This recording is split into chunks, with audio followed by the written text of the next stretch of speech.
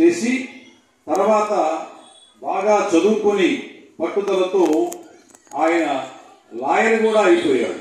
బాగా చదివి లాయర్ అయిన తర్వాత మంచి పేరు తెచ్చుకొని ఎంతో సేవాభావంతో ఆ గ్రామంలో అనేక సేవా కార్యక్రమాలు చేయడం మొదలుపెట్టాడు. ఆయన చాలా మంచి వ్యక్తి, అందరిని కూడా ఎంతో గౌరవిస్తూ ఉండేవాడు. అయితే 1996 వరకు బాబాని గురించి అతనికి తెలియదు. కాకా సాహెబ్ దీక్షిత్ తెలియదు. ఈ కాకా సాహెబ్ దీక్షిత్ బ్రాహ్మణ కుటుంబంలో జన్మించాడు. ఆయన పాటించేవన్నీ కూడా ఉత్తమమైనటువంటి సేవా కార్యక్రమాలు చేస్తూ ముందుకు వెళుతూ ఉన్నాడు. అయితే అతనికి ఏదో ఒక మంచి కార్యక్రమం చేస్తే బాగుంటుంది, మనము ఎంత సంపాదించినా కూడా తృప్తి లేదు కాబట్టి మనము సంపాదించిన దాంట్లో కాస్త కూస్తో సేవా కార్యక్రమాలు చేస్తూ ముందుకు వెళితే మంచి జరుగుతుందనే భావనతో ఆయన కొన్ని మంచి కార్యక్రమాలు, అప్పుడప్పుడు అన్నదాన కార్యక్రమాలు, అప్పుడప్పుడు సేవా కార్యక్రమాలు, ఏదన్నా ఎవరన్నా పేదవాళ్ళు వచ్చి లేదంటే సహాయం చేయటం అలా చేస్తూ ఉన్నాడు. మంచి పేరు సంపాదించుకున్నాడు. అయితే ఒకరోజు ఏదో పనుండి ఆయన వేరే ఊరు వెళ్ళాడు. వేరే ఊరు వెళ్ళినప్పుడు ఆయనకి తన పాత ఫ్రెండ్ అయినటువంటి నానా చందోర్కర్ కనిపించాడు. అక్కడ ఇద్దరు కలిసి ఎంతో అభిమానంగా ప్రేమగా కాసేపు మాట్లాడుకున్నారు. చాలా రోజులైంది మనం కలిసి, ఎన్నో విశేషాలు మనం మాట్లాడుకోవడానికి అవకాశం దొరికింది ఇప్పుడు అని చెప్పి వాళ్ళిద్దరు కూడా ఒక చోట కూర్చొని ఎంతో ఆనందంగా మాట్లాడుకోవడం జరిగింది. అయితే ఈ మాట్లాడుకునే సమయంలో, ఈ ఆనంద సమయంలో ఈ కాకా సాహెబ్ దీక్షిత్కి చిన్న సమస్య, మానసికంగా ఇబ్బంది పడుతున్నాడు. అదేమిటంటే ఆయన తన ఫ్రెండ్కు చెప్తున్నాడు ఈ విషయం. నేను దాదాపుగా ఒక 4-5 నెలల క్రితం పనుండి లండన్ వెళ్ళాను. లండన్లో నేను ట్రైన్లో ప్రయాణం చేస్తుంటే అనుకోకుండా చిన్న యాక్సిడెంట్ అయింది, నా కాలు విరిగిపోయింది. ఆ తర్వాత నేను చాలా బాధపడ్డాను.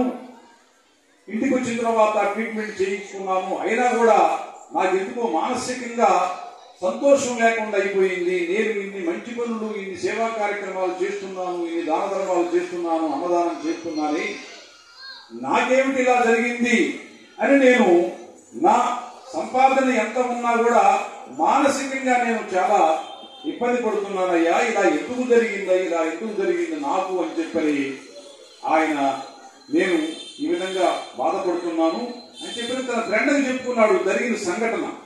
అప్పుడు వాళ్ళ ఫ్రెండ్ అన్నాడు, నానా చందోర్కరు, ఏమయ్యా నువ్వు అర్జెంటుగా ఏమాత్రం ఆలస్యం చేయకుండా ఒకసారి షిరిడి వెళ్ళిరావయ్యా, నీకు చాలా మంచి జరుగుతుంది. అక్కడ సద్గురు సాయినాథులు వారు ఉన్నారు.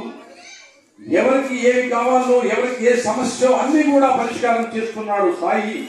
కాబట్టి ఒకసారి నువ్వు కనుక షిరిడి వెళితే నీకు అంతా మంచి జరుగుతుంది, నీకు మనశ్శాంతి కలుగుతుందయ్యా.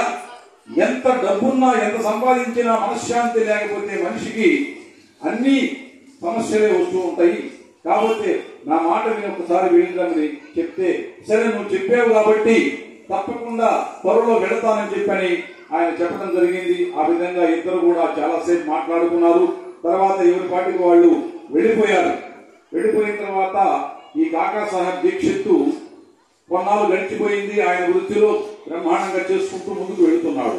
ఒకసారి ఏదో పనుండి అహ్మదాబాద్ వెళ్ళాడు పని మీద. అక్కడ పని చూసుకొని వాళ్ళ ఫ్రెండ్ ఉంటే మిరీకలని వాళ్ళ ఫ్రెండ్ ఉన్నాడు ఆ ఊళ్ళో, వాళ్ళ ఇంటికి వెళ్ళాడు. వాళ్ళ ఇంటికి వెళితే వాళ్ళు ఎంతో అభిమానంతో ఆయన్ని ఆదరించి ఎంతో ప్రేమగా చూసి ఆతిథ్యాన్ని ఇచ్చారు ఆయనకి.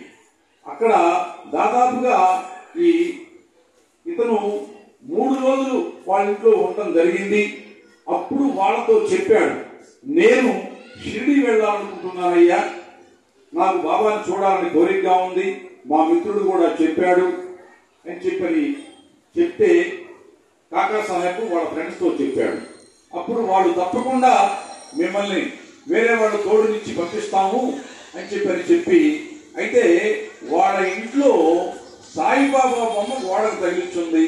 ఎందుకోనో మట్టి పడుతుందనో ఏమిటో ఆ బొమ్మకి, ఆ పటానికి వాళ్ళు కాగితం అడ్డు పెట్టున్నారు. ఆ కాగితం ఎందుకో తీసి తుడుస్తూ ఉన్నారు వాళ్ళు బాబా పటాన్ని. తుడుస్తూ ఉంటే అప్పుడు కాకా సాహెబ్ దీక్షిత్ చూశాడు. చూసి ఆశ్చర్యపోయాడు. ఆహా, నేను ఎంత అదృష్టవంతుణ్ణి, షిరిడీకి వెళ్లకుండానే సాయినాథుడు నాకు ఇక్కడ ప్రత్యక్షమయ్యాడు, ముందే ఆయన దర్శన భాగ్యం కలగజేశాడు, నేను ఎంతో అదృష్టవంతుడిని, కాబట్టి నేను త్వరగా షిరిడీ వెళ్ళాలి, ఆ మహాత్ముడు చూడాలని చెప్పని ఆయనకి మనసులో తహతహ ఏర్పడిపోయిందన్నమాట.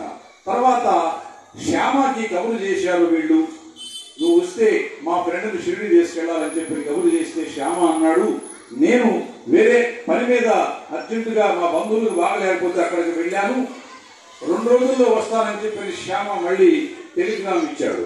వీళ్ళు ముందు టెలిగ్రామ్ ఇస్తే తర్వాత 2 రోజుల తర్వాత శ్యామ అహ్మదాబాద్ వాళ్ళ ఇంటికి రావటం, నానా ఇతన్ని కాకా సాహెబ్ దీక్షిత్ని పరిచయం చేయటం, ఇద్దరు కూడా ఎంతో ఆనందంగా మాట్లాడుకొని తర్వాత ఇద్దరు కలిసి షిరిడీ వెళ్ళడం జరిగింది.